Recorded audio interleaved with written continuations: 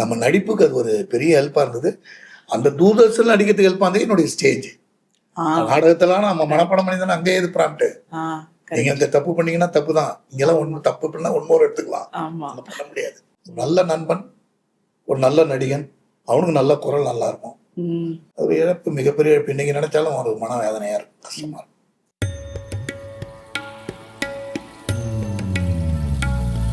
எப்போ சார் உங்களுக்கு சிவன் ஸ்ரீனிவாசன் பேர் வந்துச்சு? சிவன் சீனிவாசன் வந்தது எப்படின்னா, என் பேர் சீனிவாசன் தான். காரை ஸ்ரீனிவாசன் அப்படின்னு எங்க ஊர் பேர் சேர்த்து கூப்பிடுவாங்க. எங்க ஊர் பக்கம்லாம் காரைக்காலுங்கிறதால காரை ஸ்ரீனிவாசன். நான் வந்து அன்சா விஷன் உங்களுக்கு தெரியும். ஆமா, இருந்துச்சு. அன்சா விஷன்ல விமலா ரமணன், அதில் இருந்த ஒரு சாரி அப்படி 2 பேர் இருந்தாங்க. விமலாரமணன் தான் ப்ரொடியூசர் பி இருக்காங்க. நடுவில் கூட சீரியல்லாம் நீங்க கூட பண்ணியிருப்பீங்கன்னு நினைக்கிறேன். அதில் வந்து திருவிளையாடல் புராணம்னு சொல்லிட்டு ஒரு சீரியல் அவங்க ஆரம்பிச்சாங்க. அதில் வந்து நான் வந்து செலெக்ஷனில் சிவனத்தை தேர்ந்தெடுத்தாங்க. அதில் சிவன் வேஷம் போடும்போது எனக்கு என்ன ஆச்சுன்னா, கண்டினியூவாக அந்த வேஷம் போடும்போது ஏவிஎம்ல ஸ்ரீகவின்னு உங்களுக்கு தெரியும்னு நினைக்கிறேன். அவர் வந்து புராணங்கள்லாம் ரொம்ப சூப்பர் ரைட்டர். கரைச்சி குடிச்ச ஒரு புராணத்தை எந்த நீங்க சந்தேகம் கேட்டாலும் புராணம் சொல்லுவாரு. அவர் தான் அதுக்கு டைரக்ட், கதை வசனம் இயக்கம் அவர் தான். நம்ம கோபி பேமிஷன் சார்லாம் அவர் கூட அவர் ஒரு டைரக்டராக இருந்தார் அன்சா விஷன்ல. அப்போ பார்த்தீங்கன்னா பான்ஸ் பாலா அப்படின்னு ஒருத்தர் தயாரிப்பாளர் இருந்தார். நிறைய கலைஞர்கள் அவர் மூலமா உருவாகியிருக்காங்க. பான்ஸ் பாலா மூலமா அவர் வந்து கோ ப்ரொடியூசர். அவர் தான் வந்து என்னை போடுங்க, கரெக்டாக இருப்பான், அவன் நல்லா பண்ணுவான் சொல்லிட்டு அவர் கூப்பிட்டு செலக்ட் பண்ணாங்க. நான் யாரும் செலக்ட் பண்ண, கடைசியில் நான் தான் செலக்ட் ஆனேன். அதுக்கப்புறம் அது அப்படியே போயிட்டு இருக்கும்போது ஒரு விருதம் இருந்து தான் பண்ணுவேன். அது மாதம் 20 நாள் ஷூட் வரும் சன் டிவி. அது பண்ணும்போது ஏவிஎம்ல தான் செட்டு போட்டிருந்தாங்க. அந்த இது மாதிரி இருக்கணும்னு சொல்லிங்கிறது தான் ஃபுல்லாகவே ஐஸ் பார்லாம் கொண்டு வந்து இறக்கி அப்படியே அந்த மேமலை கெட்டப்புள்ளிய பனி கிணியெல்லாம் வர மாதிரி ஒரிஜினலாக பண்ணி ரொம்ப செலவு பண்ணி பண்ணாங்க. அந்த டைமில் எனக்கு என்ன பெரிய சந்தோஷம்னா, சிவன் கெட்டப்பில் மேலே உட்காந்துருக்கும் போது பக்கத்தில் சிரஞ்சீவி சார் ஷூட்டிங் வந்திருப்பாரு. அவர் உள்ளே வந்து பார்த்துட்டு வந்து பாராட்டுறதுலாம் மறக்க முடியாது. ஒரு முறை மிதுன் சக்கரவர்த்தி சார் வந்து பார்த்துட்டு பாராட்டி போனாரு. இதே மாதிரி நிறைய அங்கே பக்கம் வரவங்களாம் உள்ளே வந்துடுவாங்க. உள்ளே வந்து சிவன் வந்து அந்த மாதிரி ஒரு இருந்தது. அது பண்ணும்போது என்ன ஆச்சுன்னா, ஒரு 3-4 மாதம் ஆனோன்னா அவர் நல்லா பேசப்பட்டது.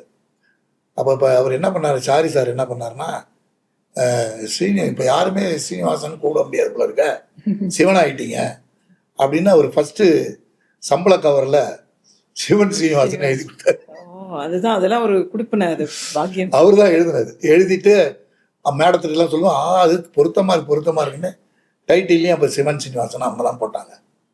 சிவன் சீனி அதுலேருந்து சிவன் சீனிவாசன் ஆயிடுச்சு. அப்போதான் நீங்க வந்து ஸ்மால் ஸ்கிரீன் சின்ன திரைக்கு உள்ள பயணமா சார்? இந்த சின்ன திரை வந்து 2003 அது. அதுக்கு முன்னாடியே வந்துருச்சு இது. இப்ப இந்த புராண கதை தான் ஆமா வந்துருச்சு. அதுதான் சிவன் சீனிவாசன்ங்கிறது வந்து சின்ன திரையில நான் வந்து பண்ணது வந்து நீங்க பாத்தீங்கன்னா என்னுடைய இது பெரிய பெரிய விஷயம். எல்லாம் இன்னும் சொல்ல போனா உங்களுக்கு தூர்தர்ஷன்ல நான் ஹீரோ. அப்பெல்லாம் வந்து உங்களுக்கு இதே கிடையாது. இது இந்த மாதிரி சேனல்ஸ் இல்ல. தூர்தர்ஷன்ல அப்ப பல கலைஞர்களை வாழ வச்சது இந்த இடத்துல நான் மறக்காம சொல்லணும். அதை பல கலைஞர்களை வாழ வச்சது தூர்தர்ஷன். தூர்தர்ஷன்லாம் நீங்க இப்ப ப்ராம்ப்ட் எல்லாம் அங்க கிடையாது. ப்ராம்ப்டே கிடையாது. ப்ராம்ப்டே பண்ண முடியாது. நீங்க வந்து மனப்பாடம் பண்ணி அதுக்கு ரிஹர்சல் 3 நாள் வைப்பாங்க. அந்த 3 days ரிஹர்சல். அதுல வந்து நீங்க நடிக்கணும். ஸ்ட்ரைட்லே தான். அதுல வந்து என்னன்னா ஒரு அட்வான்டேஜ்னா நமக்கு வந்து பக்கா ட்ரைனிங். அப்போ தூர்தர்ஷன்ல லைவ் டிராமாஸ் சார்? லைவ் வந்தது, ரெக்கார்ட் பண்ணி பண்ணுவோம், டப்பிங் பண்ணி பண்ணாங்க. ஆனா உங்களுக்கு நோ ப்ராம்ப்ட் பண்ண முடியாது. கேமரா இருக்க யாருமே கிட்ட இருக்க மாட்டாங்க. சீன் பை சீன் போவாங்க. ஆனா ஒரு சீன்னா அந்த சீன் லென்த்தா இருக்கும். இப்போ நம்ம எடுக்கிற மாதிரி கட் பண்ணி எல்லாம் எடுக்கிறது கிடையாது. ஒரு சீன்னா ஒரு சீன் ஃபுல்லா ஒரு சீன். ஆமா, நீங்க ஒரு சீன் பக்காவா பண்ணணும். அது எப்படியும் ஒரு வாரம் ரிஹர்சல், 4 நாள் ரிஹர்சல், 3 நாள் ரிஹர்சல் பண்ணுவாங்க. அப்போ தூர்தர்ஷன் பல கலைஞர்களுக்கு அவங்க வாழ்வாதாரத்துக்கு பெரிய யூஸ்ஃபுல்லா இருந்துச்சு. நிறைய சிவாஜி சாரே அதுல வந்து ஒரு இது பண்ணியிருக்காரு. சிவாஜி சாரே ரொம்ப மதிப்பார் தூர்தர்ஷனை. தூர்தர்ஷனுங்கிறது ஒரு திறமையான ஒரு விஷயமானது. நீங்கள் சமயத்தில் லைவ் போவோம். இப்போ எப்படி நீங்கள் இன்டர்வியூ எடுத்து நம்ம பார்த்து பண்ணிட்டு இருக்கோமோ அது லைவ்ல போவோம். லைவ் போயிட்டு இருக்கோம். அப்போ நீங்கள் என்ன பண்ண முடியும்? கரெக்ட். எங்கிருந்து வந்தான்னு சொல்லி பாரதியாரை பற்றி ஒரு இது பண்ணேன். அது 7 மொழி. அது 7 மொழியில் சாங் இருக்கும். அந்த சாங்கை நீங்கள் பண்ணணும். அது லைவ் தான் பண்ணேன். நான் பண்ணும்போது பார்த்தீங்கன்னா டெலிகாஸ்ட் ஆகிடும். எனக்கு வந்து தூர்தர்ஷன் வந்து ஒரு பெரிய நம்ம நடிப்புக்கு அது ஒரு பெரிய ஹெல்ப்பாக இருந்தது. அந்த தூர்தர்ஷன் நடிக்கிறதுக்கு ஹெல்ப்பாக இருந்தது என்னுடைய ஸ்டேஜ். நாடகத்தெல்லாம் நம்ம மனப்படம் பண்ணி தானே அங்கேயே இது பிரான்ட்டு. நீங்கள் அங்கே தப்பு பண்ணீங்கன்னா தப்பு தான். இங்கெல்லாம் ஒன்று தப்பு பண்ணால் ஒன்று எடுத்துக்கலாம். அங்கே பண்ண முடியாது. ஸ்டேஜுங்கிறது ரொம்ப ஜாக்கிரதையாக நிஜம். ஐயோ அதில் நீங்கள் வந்து ரொம்ப கிளியராக இருக்கணும். அப்படி வந்து தூர்தர்ஷனில் வந்து எஸ்வி ரமணன் கேள்விப்பட்டிருப்பீங்க, ஜெயஸ்ரீ பிக்சர்ஸ். அவர் வந்து அவரு தூர்தர்ஷனுக்கு பண்றாரு. தினேஷ் சிலந்தி வலை இந்த மாதிரி இதெல்லாம் சீரியல் பண்ண. அப்போ சீரியல் பண்ணவர் அவர் 12 எபிசோடு 14 எபிசோடு அந்த மாதிரி பண்ணவர். அதே மாதிரி இது கம்பன் வரலாறு இருக்கு இல்லையா, அது பண்ணாரு. அப்பயே நான் வந்து கம்பர் வரலாறுல நடித்தேன் நான். அவர் அதில் சிலந்தி வலை பெற்ற தினேஷன். அப்பயே வந்து ரஜினி சார் வந்து என்னுடைய பெஸ்ட் ஆர்டிஸ்ட் அவர் அப்பயே கொடுத்தாரு அந்த இதுக்கு. ஸோ அவரு டிராவல் அப்படியே வந்துட்டு அப்படியே வந்து தான் அப்படி சேனல்லாம். ஸோ ட்ராமாலேருந்து தூர்தர்ஷன் இந்த மாதிரிலாம் பண்ணி எஸ் வி ரமணன் யாரும் தெரியல, அனிருத் இருக்கார்ல மியூசிக் டைரக்டர், அவருடைய கிராண்ட் ஃபாதர். நல்ல டைரக்டருங்க, அருமையான மனிதர். அவர் பல கலைஞர்களை உருவாக்கியவர், பல இயக்குநர்களை உருவாக்கியவர். அவருக்கும் நல்ல அவர்கிட்ட ஒரு ட்ரைனிங் ஆகி வந்தேன்.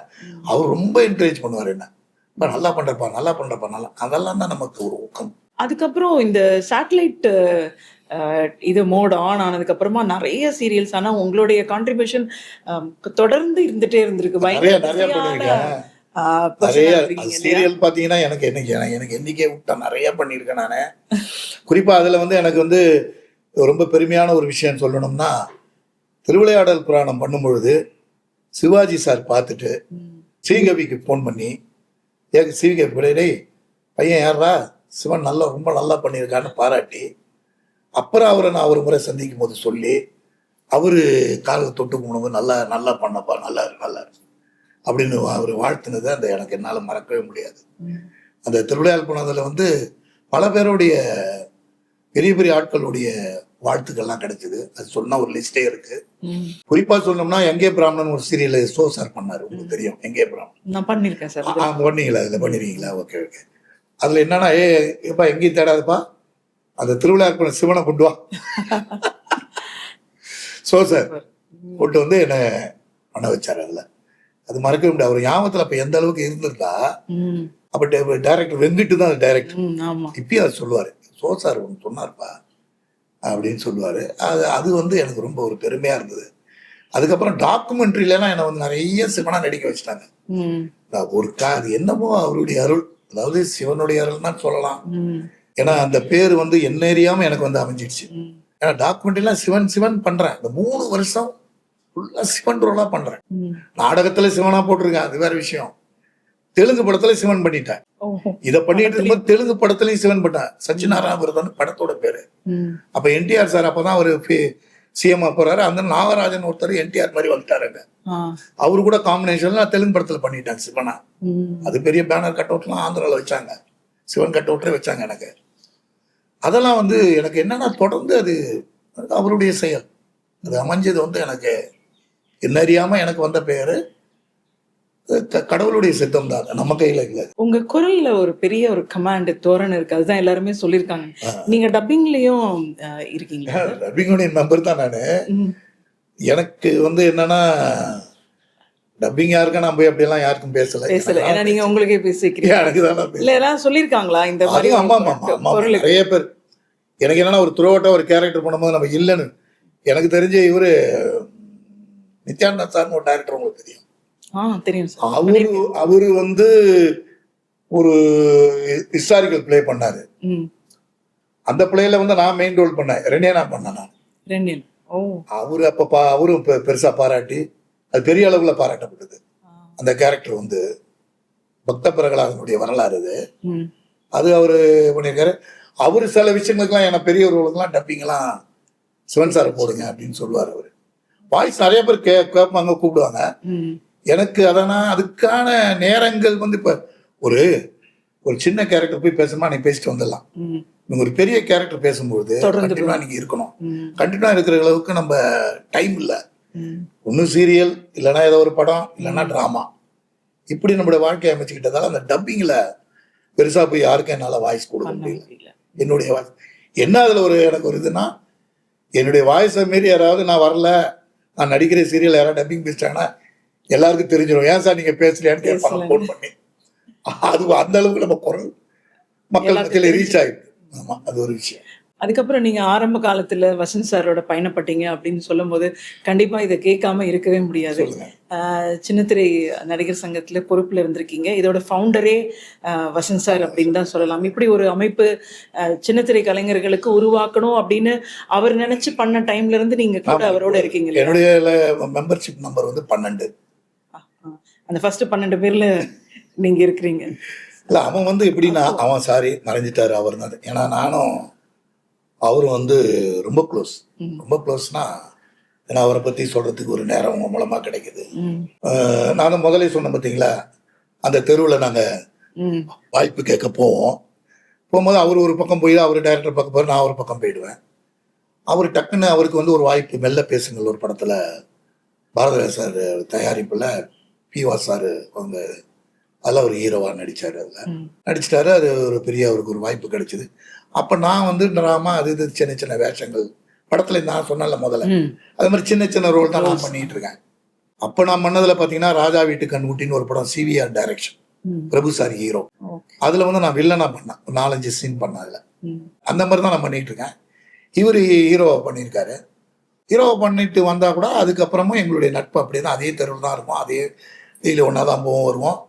என்னுடைய ட்ராமா வந்து நான் வந்து அம்பாபுரத்தூர்னு ஒரு ஊர், பெரிய காளியம்மன் கோயில், இது எல்லை காளின்னு சொல்லுவாங்க. அது வந்து நாங்கள் வந்து அந்த வரலாற்று நாடகமே நடத்தியிருக்கோம். உங்களுக்கு பெரிய ஆர்டிஸ்ட் ராஜா சுலோசலான்னு கேள்விப்பட்டிருக்கேன். ம். அவங்களே அந்த இதில் வந்து அம்மனா ஆக்ட் பண்ணாங்க. சங்கிலி முருகன் வந்து அம்பரனா பண்ணாரு, நான் அம்பனா பண்ணேன். அந்த மாதிரி பிரசித்தி பெற்ற ஒரு கோயில். ம். அந்த கோயிலில் வருஷம் என்னுடைய நாடகம் மட்டுமா நான் ஒரு நாடகம் பண்ணுவேன், நிகழ்ச்சி பண்ணுவேன். அந்த நிகழ்ச்சிக்கு வசந்த் வந்தாப்ல. அப்போ நான் சொன்னேன், எப்பா இங்கேருந்து உனக்கு காருக்கெல்லாம் வைக்க முடியாதப்பா, நீ வேற ஹீரோ ஆகிட்ட, ம். என்னப்பா நீ அப்படின்னு சொல்லிட்டு என் கூடயே மறக்க முடியாது பஸ்ஸுலேயே வந்து திருநள்ளாறில் வந்து தங்கிட்டு அதே அம்பாபுரத்தில் பஸ்ஸெல்லாம் வந்து அடிச்சுட்டு வந்துட்டு மறக்க முடியாது. என் நாடகங்கள் எங்கே போட்டாலும் வந்து வருவாப்புல. அதனால என் மேலே ரொம்ப பெரிய டெய்லி ஒரு 1/2 hour என்கிட்ட பேசாமல் இருக்க மாட்டாப்புல. ம். அப்படி ஒரு நட்பு இந்த 2 பேருக்குள்ள. கூப்பிடுறது சின்ன தான் கூப்பிடுவாப்புல. திடீர்னு சிவன் பாப்புல, திடீர்னு சீனன் பாப்புல. ரொம்ப நம்ம மேலே வருது. அவரு இது மாதிரி ஆரம்பிக்கும் போது என்னை வந்து நீ வந்தே ஆகணும், இந்த மாதிரி நம்ம ஒரு விஷயம் பண்ணுறோம், அதில் நீ வந்து இருக்கணும்னு சொல்லணும். அது அவன் கூப்பிட்டதால தான் நான் அதில் வந்து ஜாயின் பண்ணேன். அதுல மெம்பர் ஆனீங்க, அவரோட கூட பயணப்பட்டீங்க. ஆனாலும் அதுக்கப்புறமா இப்போ நீங்க வந்து 3 முறை 3 சின்னத்திரை நடிகர் சங்க தலைவரா இருந்திருக்கீங்க. ஆமா. அது எப்படி சார் நடந்தது? அவருடைய ஒரு பிளெஸிங்ஸோடைய தான்? இல்லை, அவர் 2009 இருக்கும் பொழுதே ம். நீங்கள் தான் இருக்கணும்னு சொல்லி கொண்டாந்து அவர் தான் முன்னிலைப்படுத்தி எனக்கு தலைவராக ஆக்கினது. ம். நான் சொன்னேன்ப்பா எனக்கு வேணாம் இதெல்லாம் பொறுப்புகள்லாம், நீ என்ன இரு, நான் வந்து செயலாளராகவே இருந்துக்கிறேன், எனக்கு அது சந்தோஷம்தான். ம். எனக்கு எதாக இருந்தாலும் நம்ம கலைஞர்களுக்கு ஒரு நல்லது பண்ண வரோம், அதிலே இருந்துக்கிறேன், நீ அதிலே இருன்னேன். இல்லை உன்னுடைய உழைப்பு வந்து இப்போ ரொம்ப இதாக இருக்கு, பிரமாதமாக பண்ணுறேன், நான் இருக்கேன்ல, நீ இரு. ரொம்ப வற்புறுத்தி தான் என்னை வந்து தலைவரை ஆக்கி மேடையிலையும் வந்து என்னை பற்றி நிறையா பேசி ரொம்ப இது பண்ணி அவர் தான் என்னை வந்து தலைவனாக்கி அழகு பார்த்தது. ம். நான் இருக்கேம்மா உங்க கூட இருக்கேன்னு சொன்னேன். என்னமோ தெரில, அவருடைய உடல்நலம் சரியா பார்த்துக்கல.